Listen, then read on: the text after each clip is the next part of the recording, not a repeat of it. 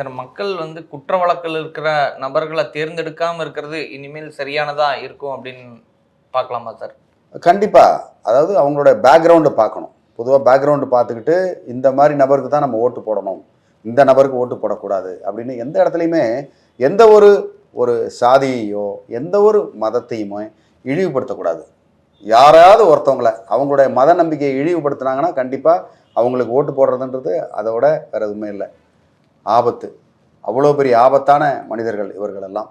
எந்த ஒரு ஒரு மதத்தையோ, எந்த ஒரு ஜாதியையோ, எந்த ஒரு வழிபாட்டு முறையையோ கிண்டல் செய்தோ, அவங்கள அவதூறாவோ திட்டுறதோ, பெரும்பான்மையாக இருந்தாலும் சரி, சிறுபான்மை. ஏன்னா நிறைய நிறைய பேர் சொல்லுவாங்க, நம்ம பெரும்பான்மை நம்மளுக்கு சொல்லிட்டாங்க, அதனால் அவர் பேர் நடவடிக்கை எடுக்கணும். அப்படி கிடையாது.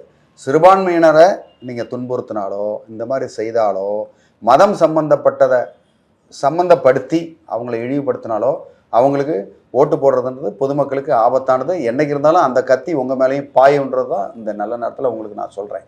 அதை கேட்டுக்கிட்டு நீங்கள் வந்து நல்ல நபர்களை நம்ம வந்து ஓட்டு போட்டு தேர்ந்தெடுக்கும் போது தான் நம்ம நாடும் வந்து சுபிட்சமாக இருக்குமே தவிர, நம்ம யாரோ ஒருத்தவங்களுக்கு சரி இவர் நம்ம ஜாதிக்காரரு, நம்ம தெரிஞ்சவர், நம்ம சொந்தக்காரர், இவர் வந்தால் நமக்கு நல்லது, நம்ம குடும்பத்துக்கு நல்லது, எனக்கு பர்சனல் நல்லது அப்படின்னு நம்ம ஓட்டு போட்டோம்னா அதே கத்தி உங்கள் மேலேயும் பாயும்.